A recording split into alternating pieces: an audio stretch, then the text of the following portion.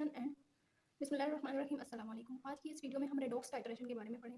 ये जो लफ्ज़ रेडॉक्स है इसका मतलब reduction and oxidation, RED reduction के लिए होता है और OX फॉर ऑक्सीडेशन। तो इस किस्म की टाइट्रेशन में कोई एक सब्सटेंस ऑक्सीडाइज हो रहा होगा तो कोई दूसरा साइमल्टेनियसली रिड्यूस हो रहा होगा।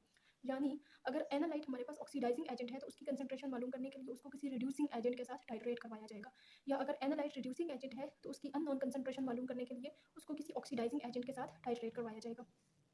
तो रेडॉक्स टाइट्रेशन को पढ़ने से पहले इक्विवेलेंट वेट के बारे में पढ़ लेते हैं। तो किसी भी चीज़ का इक्विवेलेंट वेट निकालने के लिए उसके मॉलिक्यूलर वेट को डिवाइड किया जाता है change in the oxidation state. जैसे CaMnO4 है, इसको अगर बेसिक मीडियम में ट्रीट करेंगे, इसको अगर बेसिक मीडियम में, जैसे फॉर एग्जांपल CaMnO4 है, तो इसकी टाइट्रेशन अगर बेसिक मीडियम में करवाएंगे तो इस जो ये इलेक्ट्रॉन गेन करेगा वो एक इलेक्ट्रॉन गेन करेगा और उसका जो चेंज इन ऑक्सीडेशन नंबर होगा वो सिर्फ 1 डिजिट से होगा। तो इस वजह से इसका इक्विवेलेंट वेट जो है वो 158 डिवाइडेड बाय 1 होगा। 158 अब इसका मॉलिक्यूलर वेट है और बेसिक मीडियम में इसका चेंज इन ऑक्सीडेशन स्टेट जो है वो 1 से हो रहा है।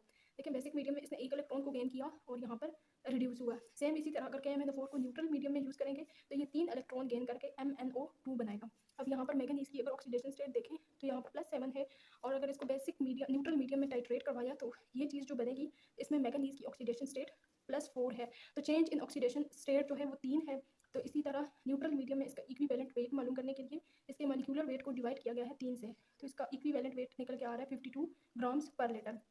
सेम इसी तरह अगर इसको एसिडिक मीडियम में यूज़ करेंगे तो ये रिड्यूस होकर मैगनीज 2+ आइन बनाएगा, यानी कि 5 इलेक्ट्रॉन को गेन करेगा और इसका ऑक्सीडेशन स्टेट जो है वो +7 से +2 में जाएगा। तो इसका इक्विवेलेंट वेट मालूम करने के लिए 158 को 5 से डिवाइड किया जाएगा, क्योंकि चेंज इन ऑक्सीडेशन स्टेट में 5 नंबर का चेंज आया है। तो इसका इक्विवेलेंट वेट निकल कर आता है 31.6 ग्राम पर लीटर। सेम इसी तरह पोटाशियम डाइक्रोमेट को अगर यूज़ करेंगे तो पोटाशियम डाइक्रोमेट से ये क्रोमेट आइन बनता है। क्रोमेट इन 6 इलेक्ट्रॉन गेन करके Cr3+ आइन बनाता है। तो इसका इक्विवेलेंट वेट जो है मालूम करने के लिए उसको हम मॉलिक्यूलर वेट को 6 से डिवाइड करेंगे, क्योंकि इसका चेंज इन ऑक्सीडेशन स्टेट जो है वो 6 नंबर तक आ रहा है। यहाँ पर इसका ऑक्सीडेशन स्टेट, यहाँ पर अगर आप गौर करें तो क्रोमियम का ऑक्सीडेशन स्टेट +6 बन रहा है और ये 6 इलेक्ट्रॉन गेन करके Cr+3 का आइन बना रहा है। तो इसका टोटल जो एक मॉलिक्यूल का चेंज इन ऑक्सीडेशन स्टेट आ रहा है वो +6 का आ रहा है। तो इसलिए इसके मॉलिक्यूलर वेट को डिवाइड किया जाएगा 6 से, तो इसका इक्विवेलेंट वेट निकल कर आता है 49 ग्राम पर लीटर। सेम इसी तरह पोटाशियम ब्रोमेट, इसमें ब्रोमीन का ऑक्सीडेशन स्टेट +5 है।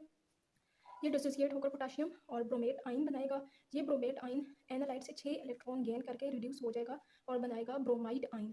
तो इधर चूंकि इसने 6 इलेक्ट्रॉन गेन किए तो इसका ऑक्सीडेशन स्टेट 6 डिजिट से चेंज हो रहा है, इसलिए इसका इक्विवेलेंट वेट मालूम करने के लिए यहाँ पर मॉलिक्यूलर वेट को 6 से डिवाइड किया जाएगा। फिर आ रहा है 27.8 ग्राम पर लीटर। फिर पोटाशियम आयोडेट जो आयोनाइज होकर पोटाशियम आइन प्लस आयोडेट आइन बनाता है। तो आयोडेट आइन 6 इलेक्ट्रॉन गेन करके आयोडाइड बनाता है। यहाँ पर इस आयोडेट आइन में आयोडीन का ऑक्सीडेशन स्टेट जो है वो +5 बन रहा है। तो इधर इसका ऑक्सीडेशन स्टेट 6 नंबर से चेंज हो रहा है। तो इसके इक्विवेलेंट वेट में यहाँ पर 6 नंबर आएगा, तो इसका जो इक्विवेलेंट वेट निकल कर आ रहा है वो 35 है। टाइट्रेशन में 2 किस्म के इलेक्ट्रोड यूज़ किए जाते हैं, एक रेफरेंस इलेक्ट्रोड होता है और एक होता है इंडिकेटर इलेक्ट्रोड। रेफरेंस इलेक्ट्रोड की जो मोस्ट कॉमन एग्जांपल्स हैं वो एक शी है और एक स्टैंडर्ड कैलोमल इलेक्ट्रोड। जो स्टैंडर्ड हाइड्रोजन इलेक्ट्रोड है उसका स्टैंडर्ड रिडक्शन पोटेंशियल जो है वो 0 वोल्ट होता है, जबकि स्टैंडर्ड कैलोमल इलेक्ट्रोड का रिडक्शन पोटेंशियल 0.28 वोल्ट। टाइट्रेशन में एक चीज़ यूज़ होती है जिसको इंडिकेटर कहा जाता है, ये हमें एंड पॉइंट का पता देता है। तो इंडिकेटर इंटरनल भी हो सकता है, सेल्फ इंडिकेटर भी हो सकता है और एक्सटर्नल इंडिकेटर भी हो सकता है। इंटरनल इंडिकेटर को हम डायरेक्टली सॉल्यूशन के अंदर एनालाइट के अंदर डाल देते हैं और एनालाइट को टाइट्रेट करते हैं। तो वो टाइट्रेट जो है वो जब सारे के सारे एनालाइट के साथ रिएक्ट कर जाएगा, जब एनालाइट खत्म हो जाएगा तो फिर उसके बाद वो रिएक्ट करेगा इंडिकेटर से, यानी इंडिकेटर को रिड्यूस कर देगा, जिसकी वजह से इंडिकेटर अपना कलर चेंज। इस इंडिकेटर के ऑक्सीडाइज्ड और रिड्यूस्ड फॉर्म में डिफरेंट कलर्स होते हैं। ये इंडिकेटर्स के कुछ एग्जांपल्स दी हुई हैं, जिसमें नाइट्रोफिरोइन है, फिरोइन, डाइफिनाइल सल्फोनिक एसिड, फिर डाइफिनाइल अमीन है, स्टार्च आयोडाइड है, मिथाइलिन ब्लू है। इनके ऑक्सीडाइज्ड फॉर्म में ये कलर होते हैं, जबकि रिड्यूस्ड फॉर्म में ये कलर बताए हुए हैं। इसके अलावा एक सेल्फ इंडिकेटर होता है। सेल्फ इंडिकेटर जब अगर तो टाइट्रेंट कलर्ड हो तो वो सेल्फ इंडिकेटर के तौर पर भी काम कर सकता है। हम कलर्ड टाइट्रेंट को एनालाइट के साथ टाइट्रेट करवाएंगे तो कलर्ड टाइट्रेंट जब एनालाइट के साथ रिएक्ट करता जाएगा तो वो उसका कलर डिसअपीयर होता रहेगा, लेकिन जैसे ही एनालाइट सारा खत्म हो जाएगा तो कलर्ड इंडिकेटर इधर आकर जब इस सॉल्यूशन में आएगा तो उसका कलर इधर परसिस्ट करेगा, तो हमें पता चल जाएगा कि एंड पॉइंट हो चुका है। तो सेल्फ इंडिकेटर के तौर पर पोटाशियम परमैंगनेट को इस्तेमाल किया पोटाशियम तो सेल्फ इंडिकेटर के तौर पर पोटाशियम परमैंगनेट को इस्तेमाल किया जाता है, जिसका कलर पिंक आयोडीन जो कि ब्राउन कलर में होता है इसको भी यूज़ किया जा सकता है, और सीरियम सल्फेट जो कि पेल येलो कलर का होता है इसको भी इस्तेमाल किया जा सकता है। इसके अलावा एक और कैटेगरी होती है जिसको एक्सटर्नल इंडिकेटर कहा जाता है। तो एक्सटर्नल इंडिकेटर में पोटाशियम हेक्सासायनोफेरेट होता है जो कि आयरन 2+ की टाइट्रेशन पोटाशियम डाइक्रोमेट के साथ जो टाइट्रेशन है उसमें यूज़ किया जाता है। इसमें होता यह है कि टाइट्रेट और एनालाइट को टाइट्रेट करवाया जाता है, और कुछ टाइम बाद एनालाइट का सॉल्यूशन निकाल कर उसको इंडिकेटर के साथ बाय रिमिक्स किया जाता है और कलर चेंज से एंड पॉइंट का पता लगाया जाता है। तो रिडॉक्स टाइट्रेशन की डिफरेंट टाइप्स है depending upon the standard solution used. अगर तो हम सीरियम सल्फेट को एज स्टैंडर्ड सॉल्यूशन यूज़ करेंगे या एज अ टाइट्रेट यूज़ करेंगे तो उसको सीरीमेट्री कहा जाएगा। अब सीरियम सल्फेट चूँकि ऑक्सीडाइजिंग एजेंट है तो किसी भी रिड्यूसिंग एजेंट की कंसंट्रेशन मालूम करने के लिए सीरीमेट्री यूज़ की जाएगी।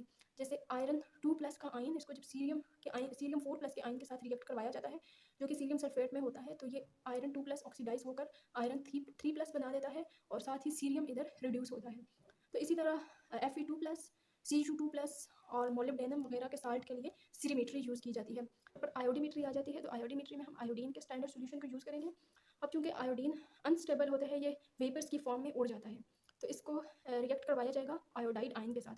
तो ये जब आयोडीन आयोडाइड आयन के साथ रिएक्ट कर जाएगी तो I3 का आयन बना देगा। अगर इसको पोटाशियम आयोडाइड के साथ रिएक्ट करवा देंगे तो ये पोटाशियम KI3 बन जाएगा। अब क्या होगा, किसी भी रिड्यूसिंग एजेंट के साथ हम इसको ट्रीट कर सकते हैं। इधर ये स्टैंडर्ड सॉल्यूशन कहलाएगा। SN2+ या SN2+ या H2O3 वगैरह के आयन्स के लिए इस आयोडीन को यूज़ किया जा सकता है। इसके बाद तीसरे नंबर पर आ जाती है आयोडोमेट्री। तो आयोडोमेट्री में हम सोडियम थायोसल्फेट के सॉल्यूशन को as a standard solution use करते हैं। तो आयोडोमेट्री में आप लोगों ने याद रखना है कि जो एनालाइट होता है वो हमेशा ऑक्सीडाइजिंग एजेंट होता है। आप ऐसे एक ट्रिक बना सकते हैं कि आयोडो में O आता है तो O for oxidising agent and O for iodometry. तो एनालाइट आपका ऑक्सीडाइजिंग एजेंट होगा, जैसे copper sulphate, potassium dichromate, potassium permanganate etcetera. तो आपने जो एनालाइट है उसके अंदर एक्सेस अमाउंट ऑफ आयोडाइड डाल देना है। तो जो ऑक्सीडाइजिंग एजेंट है यानी एनालाइट, वो आयोडाइड आयन को ऑक्सीडाइज करके उससे आयोडीन बना देगा। अब इसी आयोडीन को standard solution of potassium sodium thiocyanide के साथ रिएक्ट करवाया जाएगा। तो ये आयोडीन चूँकि कलर्ड होता है, इसके वायलेट कलर होता है, तो ये इसके साथ रिएक्ट करके रिड्यूस होता जाएगा और इसका कलर डिसअपियर होता जाएगा। तो इस तरह इस आयोडीन की कंसनट्रेशन से हम इनडायरेक्टली एनालाइट की कंसनट्रेशन मालूम कर सकते हैं। फिर चौथे नंबर पर आ जाता है ब्रोमोमेट्री। तो ब्रोमोमेट्री में हम पोटाशियम ब्रोमेट को as a standard solution use करते हैं। पोटाशियम ब्रोमेट आयोनाइज होकर पोटाशियम आयन और ब्रोमेट आयन बनाता है। तो इस मेथड में हम एनालाइट जो कि हमारे रिड्यूसिंग एजेंट होगा उसकी कंसंट्रेशन मालूम करने के लिए हम इस मेथड को यूज़ कर सकते हैं। अब जैसे यहाँ पर ब्रोमाइड आयन है, ये रिड्यूसिंग एजेंट है, तो ये जब इस ब्रोमेट आयन जो कि ऑक्सीडाइजिंग एजेंट है इसके साथ रिएक्ट करेगा तो ये ऑक्सीडाइज होकर ब्रोमीन बना देगा। सेम इसी तरह एंटीमनी का जो आयन है ये इस ब्रोमीन के साथ रिएक्ट करके एंटीमोनस ब्रोमाइड बना देगा। तो पाँचवें नंबर पर आ जाती है आयोडेटोमेट्री। आयोडेटोमेट्री में हम पोटाशियम आयोडेट को यूज़ करते हैं as a standard solution. Potassium iodate ionise होकर पोटाशियम आयन और आयोडेट आयन बनाता है। ये इस आयोडेट आयन के अंदर आयोडाइड आयन डाला जाता है, तो ये इसके साथ रिएक्ट करके आयोडीन बनाता है।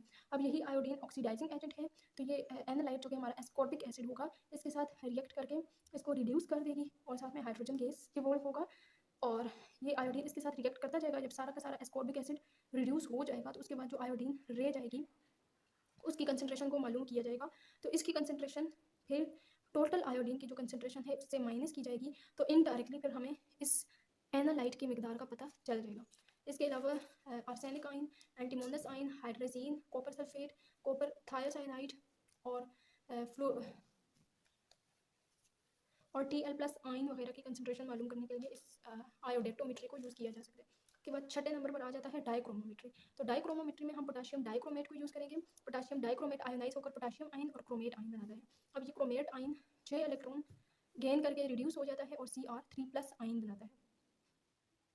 अब ये further Cr3+ ion further oxidising agent के तौर पर एक्ट करेगा और ये फेरस आयन को ऑक्सीडाइज करके फेरिक आयन में चेंज कर देगा और खुद ये क्रोमियम 2+ आयन में चेंज हो जाएगा। नेक्स्ट 7th नंबर पे आ जाती है परमैंगनेटोमेट्री। परमैंगनेटोमेट्री में हम पोटाशियम परमैंगनेट को यूज़ करेंगे एज अ ऑक्सीडाइजिंग एजेंट या एज अ स्टैंडर्ड सॉल्यूशन। इसका कलर होता है पिंक, इसको पिंकी भी कहा जाता है। तो पोटाशियम परमैंगनेट आयोनाइज होकर पोटाशियम आयन और मैंगनेट आयन बनाएगा। परमैंगनेट आयन किसी भी रिड्यूसिंग एजेंट के साथ रिएक्ट करके खुद रिड्यूस हो जाएगा और अगले को ऑक्सीडाइज कर देगा। जैसे यहाँ पर ऑक्सैलिक एसिड को इसने ऑक्सीडाइज कर दिया और इससे कार्बन डाइऑक्साइड बना दिया। इसी तरह इस टाइट्रेशन को हम हाइड्रोजन पर ऑक्साइड, NO2 नाइट्राइट आयन और ऑक्सलेट आयन के लिए यूज़ कर सकते हैं। इसके बाद 8वें नंबर पर आ जाती है टाइटेनस क्लोराइड टाइट्रेशन यानी TiCl3।